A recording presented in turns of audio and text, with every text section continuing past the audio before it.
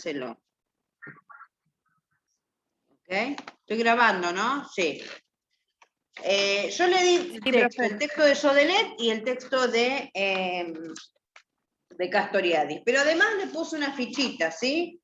Que dice ficha de la profesora Belén Sánchez Ayala. ¿Sí? Que es lo que es una explicación mía de los textos, ¿sí? Es como es la explicación que yo le daría oral, ¿sí? Como yo se lo explico oralmente, está escrito acá. ¿Ok? Bueno, generalmente lo que tienden a hacer es estudiar esta fichita y lo amplían con el texto original. ¿Sí? Ok. Bueno, yo les voy a explicar un poquito qué es lo que dice Jodelet y qué es lo que dice Castoriadis. ¿Sí? Cuando se los explique van a ver que no es tan difícil. Es simple.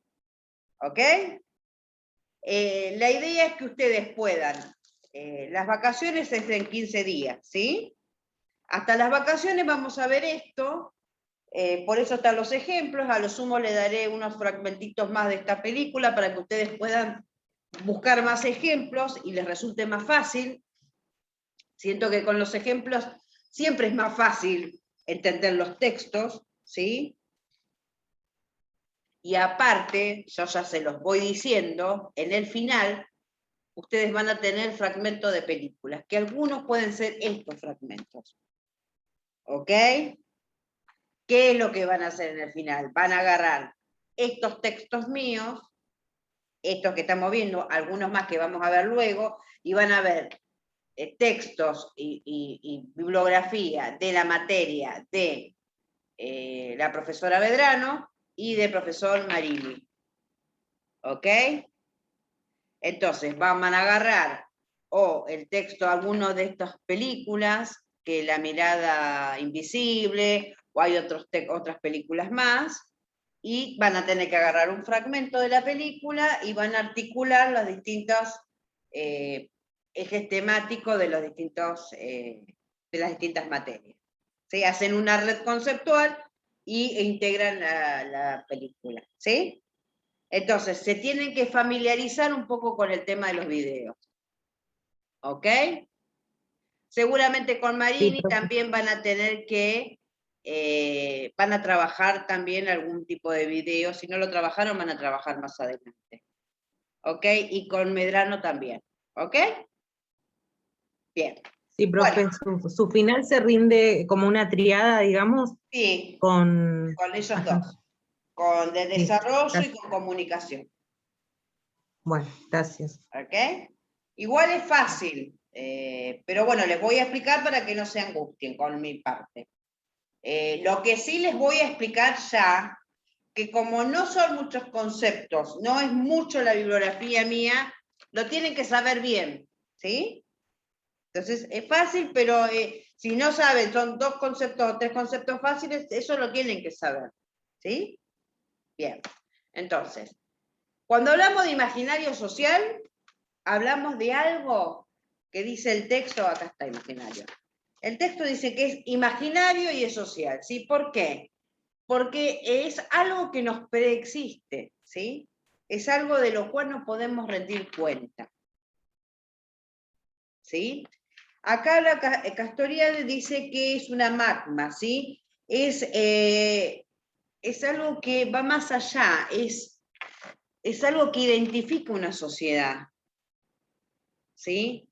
Que aunque una sociedad vaya cambiando de acuerdo al tiempo, de acuerdo a lo que fuere, da una característica a esa sociedad. ¿Sí? El ejemplo que puse, la sociedad judía, puede ser cualquier tipo de sociedad, ¿sí? Pero hay algo característico, que a pesar de que cambie en el tiempo, uno puede decir, tiene algo característico. No importa en qué lugar del mundo esté, tiene algo característico. ¿Sí? Entonces, hay algo típico que organiza a una sociedad. Parece muy abstracto, pero cuando yo le termine de dar una vuelta, ustedes se van a dar cuenta que no es tan difícil. Dice que el imaginario da sentido a las cosas, ¿sí? De acuerdo al imaginario que uno tenga, uno se relaciona con el objeto. Yo soy un sujeto, me relaciono con un objeto, de acuerdo al imaginario social que yo tenga, ¿sí? De acuerdo a ese imaginario social que yo tengo, me relaciono con el objeto. ¿Qué quiero decir con esto? A ver, si yo le digo a ustedes, y yo hablé con una de sus compañeras, no me acuerdo con cuál, y le decía, si yo le digo vaca, acá en Argentina, y bueno, vaca, y podemos pensar en un asadito. Ya hoy no tanto porque está toda la campaña vegana. Pero eso no va a ser lo mismo en la India. Vaca es un animal sagrado. ¿Ok? Rata es un ejemplo más válido, por ejemplo. Rata, hoy por hoy, para nosotros es un roedor maligno, asqueroso. Yo le digo ratas, nos subimos todo arriba de la mesa. Porque nos da asco, porque es lo peor que hay, porque te transmite un montón de enfermedades, porque hay que exterminarlas, porque todo lo que se nos puede llegar, no nos va a faltar palabra para decir de las ratas. ¿Sí? Tenemos un imaginario, un background respecto a ratas. De acuerdo a eso que tenemos de rata, nosotros, ¿qué es lo que nos vemos una rata y qué nos representa la rata? Asco. ¿Por qué nos da asco? Porque tenemos todo una historia, ¿sí? Ahora, en la India, rata es algo sagrado. Y le dan leche, jamás la van a matar.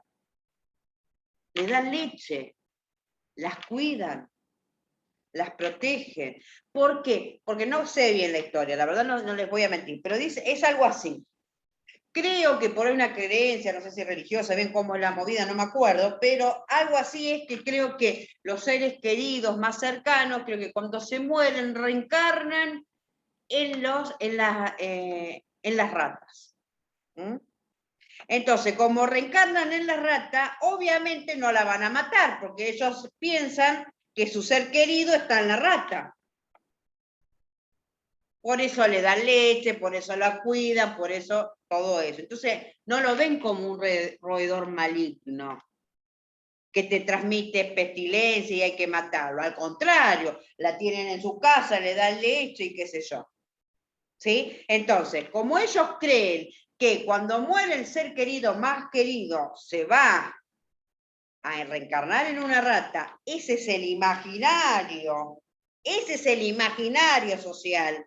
¿Se entiende? El imaginario social es que el ser querido cuando muere se reencarna en la rata. Ese es el imaginario social. Como está ese imaginario social, ¿sí? Que les preexiste, ¿qué hace? Que ese imaginario social hace que el sujeto, cuando se encuentra con el objeto, que es la rata, se relacione diferente y tenga una representación social, una representación de la rata determinada. Entonces, como por este imaginario, te pones los anteojos y mirás la rata como con amor. ¿Se entiende? Porque el imaginario social te hace poner los anteojos y vos mirás y te relacionás con ese objeto de determinada forma. ¿Hasta ahí vamos? Yo, por este imaginario social, tengo una representación social. ¿Hay alguien que me está pidiendo? No, ¿no? Entonces, yo me relaciono de acuerdo a esto. De acuerdo al imaginario social, tengo una representación social. Si yo creo que la rata es un roedor que te transmite enfermedades, que es repugnante y bla, bla, bla, y que hay que terminarla porque ¿qué relación tengo yo como sujeto con el objeto? ¿Qué relación tengo yo con esa rata? No es la misma que tienen en la India.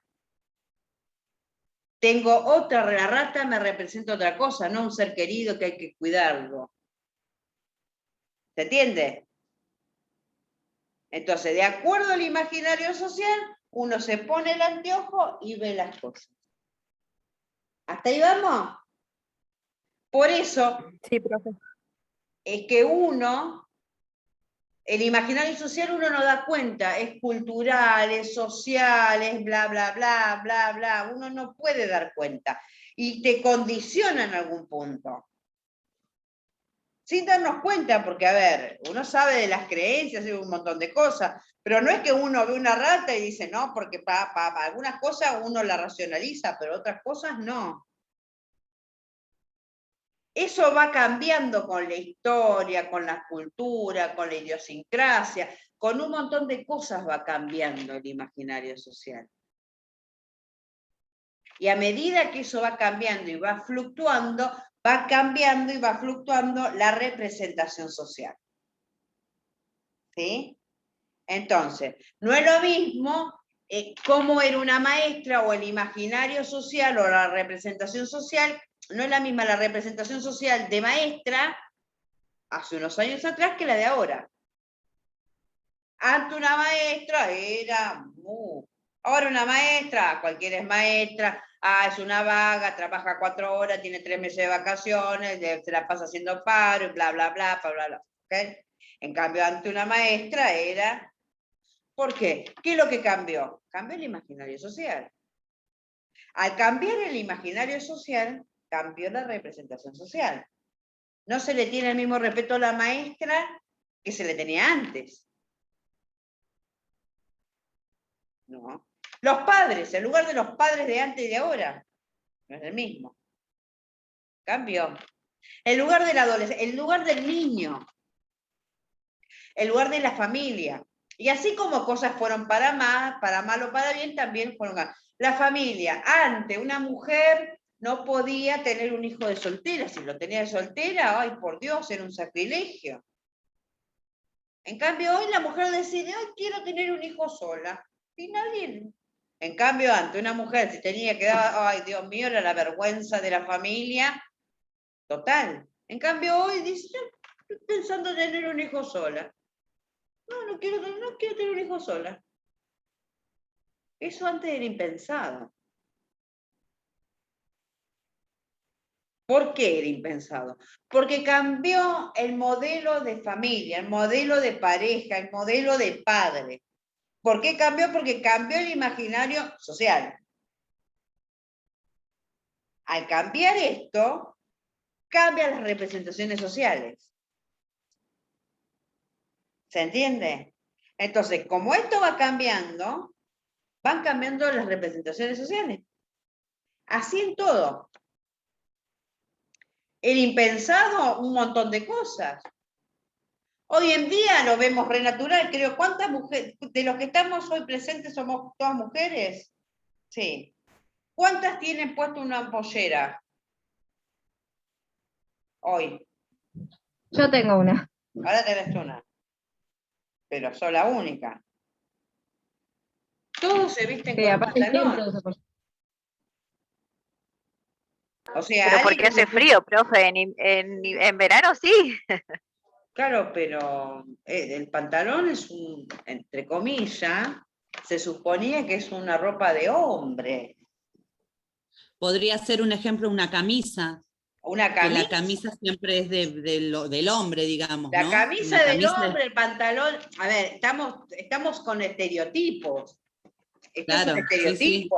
Pero estamos en un estereotipo, porque estamos en este tiempo, estamos hablando que estás antigua lo que me estás diciendo, me van a decir a mí.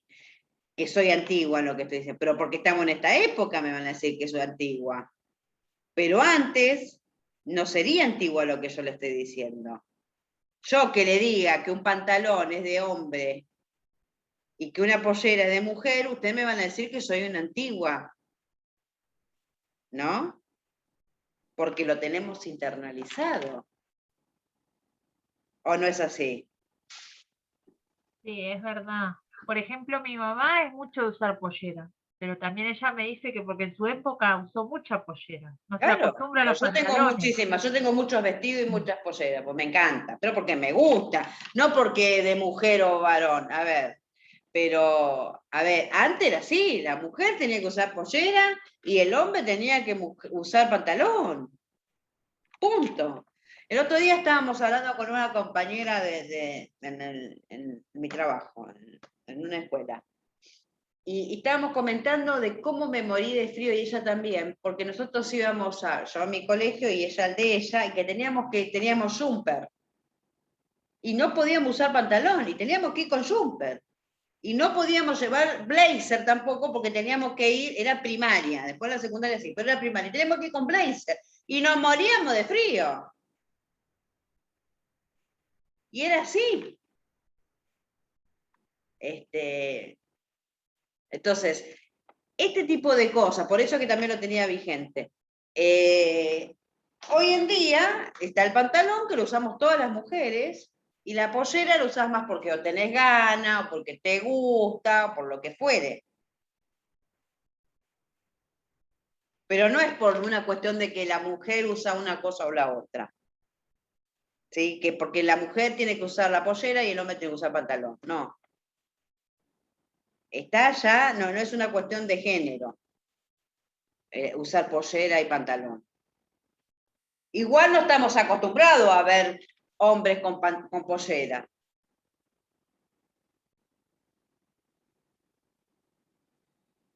Pero si estamos acostumbrados, las mujeres usan pantalón. Bueno, eso es como en una frivolidad. Bueno, así como lo estoy viendo en esto, lo estamos viendo de las parejas, de lo monoparental, de las parejas heterosexual, homosexual y un sinfín de cosas. ¿Ok? Bueno, esto tiene que ver cómo fue cambiando el imaginario social. De acuerdo a cómo es el imaginario social, es la representación social, ¿sí? Entonces, ¿cómo es este cambio del imaginario social? Tenés el que está instalado, es el instituido, ¿sí? Es el que está ligado al poder, digamos. Imaginémonos, el que ya está instituido es el que está. Y el otro, el que quiere acceder, digamos, es el instituyente, ¿sí? Así es que va cambiando. Siempre hay como una lucha de poder para poder. Siempre hay una lucha constante. Está el instituido y el instituyente como que está empuja siempre. ¿Se entiende? Por eso es que va fluctuando y va avanzando y hay un continuo movimiento. Siempre es así. Es como, imaginemos, ¿no? Para que se den idea, es como los partidos políticos. Está el que está en el gobierno y el otro que es la contra, que quiere voltear a ese para acceder. ¿Sí? Es más o menos eso, para que ustedes más o menos se den una idea cómo funcionaría. Se me perdió una gotita de mis ojos. ¿Se entiende? Entonces, siempre es como que trata de, son como movimientos que quiere instaurar. Imaginémonos, por ejemplo, la ley de, bueno, ahora está la ley del aborto, o cuando en su momento no era impensado que las parejas se divorciaran, y hoy por hoy, cuando las parejas no van, se divorcian, y listo. Pero el ejemplo que yo doy en el texto, acá que explicaba, era cuando se promulgó la ley de divorcio en el año 1952 fue, no me acuerdo bien, que fue en la época de Perón, que la promulgó cuando Perón se peleó con la iglesia. ¿Sí? Y salió la ley solo porque se había peleado con la iglesia y de bronca la sacó. Pero no estaba dentro del imaginario social de la sociedad en ese momento. ¿Sí? Y él la sacó porque se había peleado con la iglesia. Y a la única que le sirvió fue a Malita, que se casó con Fortava, que se separó y se casó con Fortava. Pero después cayó esa ley. Porque como no estaba en la sociedad, cayó. Después con el tiempo, sí, la gente se separaba, se casaba vía México, se casaba y se separaba y se juntaba y qué sé yo. Y después sí salió. ¿Por qué salió? Porque la gente se casaba, se separaba, se juntaba y necesitaban divorciarse. ¿Por qué? Porque por ahí necesitaban, por cuestiones legales, hacer el tema del divorcio. Por el tema de la tenencia compartida, de unas cuestiones administrativas y legales. ¿Sí? Entonces, como ya había mucha gente que lo hacía, sí tuvieron que promulgar la ley. Pero siempre para que una ley se instaure, o que un imaginario se instaure realmente, tiene que estar dentro de la sociedad, en el magma, ¿sí? Entonces ahí sí se instaura desde lo instituyente a lo instituido, ¿sí? Si no sale realmente de la sociedad, del magma, no se puede instaurar realmente. Es como impuesto. ¿Se entiende? Entonces, si sale, es como ahora cuando que quieran imponer lo que se está peleando ahora con el tema del aborto, ¿sí? Hay muchos que quieren que esté el aborto, pero hay una parte del aborto que todavía no está, una parte de la sociedad que todavía no lo entiende, o no está a favor, estamos, hasta que no esté todavía, no va a salir, porque hay opiniones encontradas. Entonces, no va a caer siempre. ¿Sí? Y así un montón de cosas. Mientras no estén todos de acuerdo, o mayoritariamente, va a caer siempre. Podemos estar a favor o en contra, yo no digo ni que esté a favor ni en contra. Son opiniones. ¿Se entiende? Pero a lo que voy es que hasta que no salga realmente del seno de la sociedad, donde haya mayoritariamente, va a caer, como cayeron un montón de leyes y de cosas que se Claro, y pueden. este sería un imaginario instituyente. Claro, el aborto es instituyente porque todavía hay mucha puja. ¿Se entiende? Mucha puja.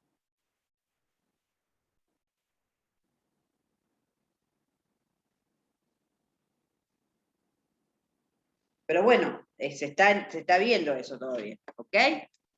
Bueno, ¿hasta ahí vamos? Sí, profe. Sí, profe. ¿Se entiende? Sí. Bueno, y los textos, Sí. bueno, estos serían los dos textos. Está más delimitado, se explica realmente minuciosamente por qué es instituido, está unido al poder, tiene soporte mitológico, emblemático. ¿Qué quiere decir? Que tiene rituales, que el imaginario siempre hay un suministro de algo repetitivo, que promueve, acá está, promueve las formas del deseo, el temor, o sea, se vale el instituido, ¿no? Se va del temor, del amor como de imposición, ¿sí? Porque dijimos que es el que está instaurado, digamos, el otro es el que quiere empujar por imponerse, ¿no? Bueno, es el efectivo, se impone, lo que estamos diciendo, el radical o el instituyente es el que quiere instaurarse, y es como el más belicoso, son, bueno, lo que venimos hablando, el que no está unido al poder porque se quiere justamente, quiere atrapar el poder. Bueno, eso es lo que estamos. Y después están los tipos de mito, lo que es imaginario, o sea, porque esto habla del otro, del Bergen y Lukma, lo que es utopía. Bueno, eso es un poco más que después eso lo podíamos desarrollar luego, pero yo lo que quería, esto ya después habla de grupo. Y después lo de Castoriadis, ¿por qué? Bueno, porque es imaginario social, porque es representación, porque es social, porque es imaginario. Esto es un poco más, más definición, digamos. Que, bueno, Jodelet, obviamente, que son formadores distales, bueno, esto es un poco más para leerlo, pero no dice nada, que habla de los medios masivos de comunicación. Después lo que está hablando, el texto, acá el ejemplo que da, es que en general, y bueno, el ejemplo que acá se da, es como los medios masivos de comunicación son formadores de opiniones. Y el ejemplo que se da es como muchas veces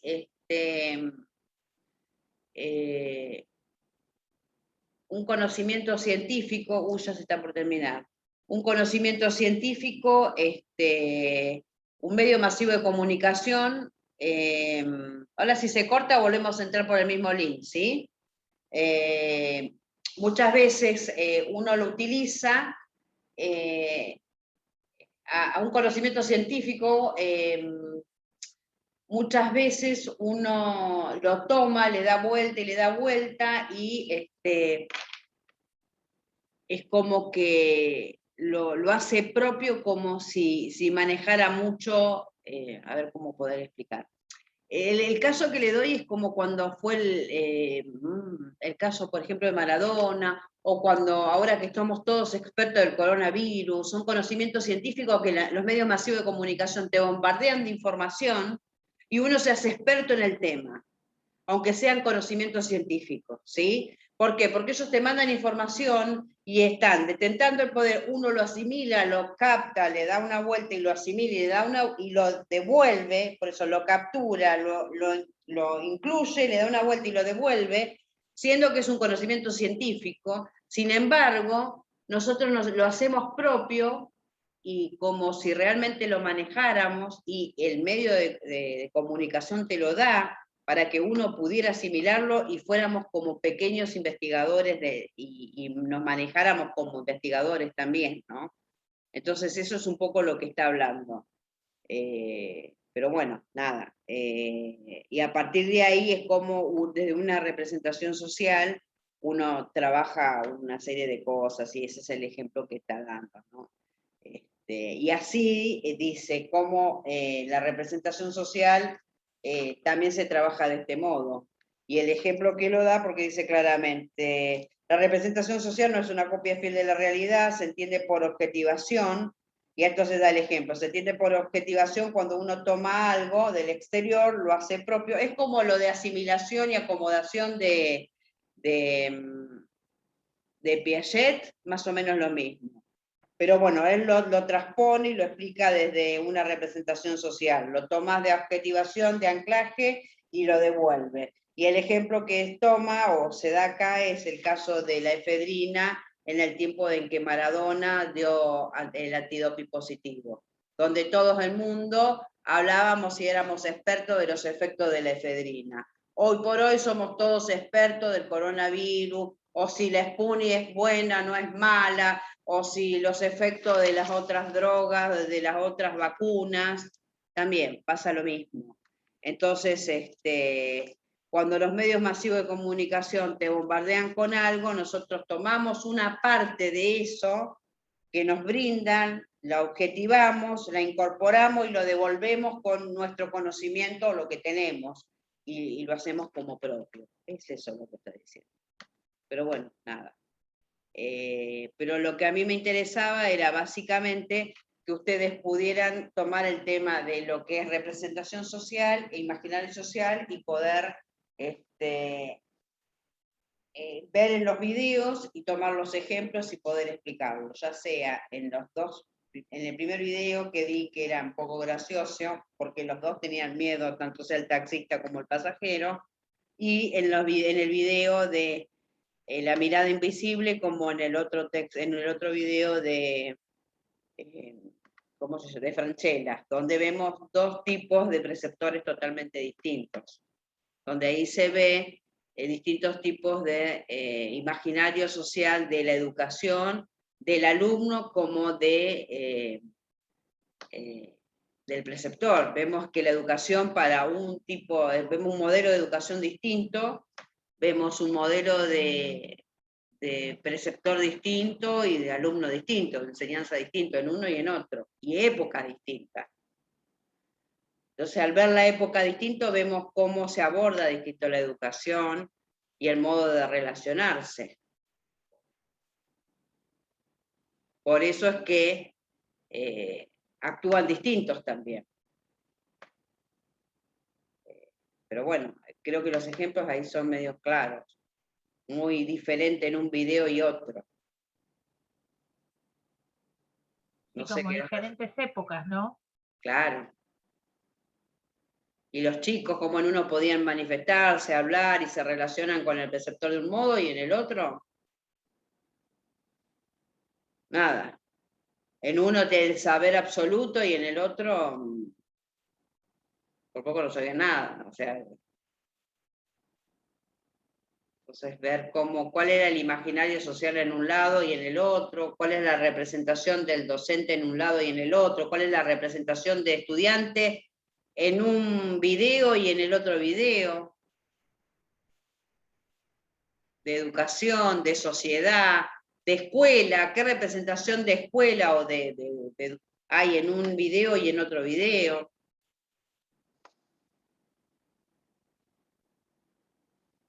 No sé qué les pareció. Profe, o sea que nosotros no tenemos que analizar solamente las actitudes, por ejemplo, de un alumno en especial, sino todo el contexto en el Un video ejemplo, o en el encontrar un fragmento. ejemplo de tal, así como agarrar un ejemplo de algo que les resulte. Un ejemplo. Por ejemplo, en el Más y me tiro, usted se refería recién al imaginario social que creamos a través de los medios de comunicación. Por ejemplo, usted se refiere a, por ejemplo, que el taxista decía, el muchacho que sube al taxi dice, ay, este me va a secuestrar, este me va a llevar. Cuando los medios de comunicación hablaban de los secuestros express, de todo ese estilo. Claro, en el Más y me Lo que a tiro uno vemos. le meten en la cabeza, digamos. Claro, ahí vemos claramente el imaginario social, vemos claramente en el Más y me tiro cuál era el imaginario social, los dos tenían el imaginario social que tenía cada uno.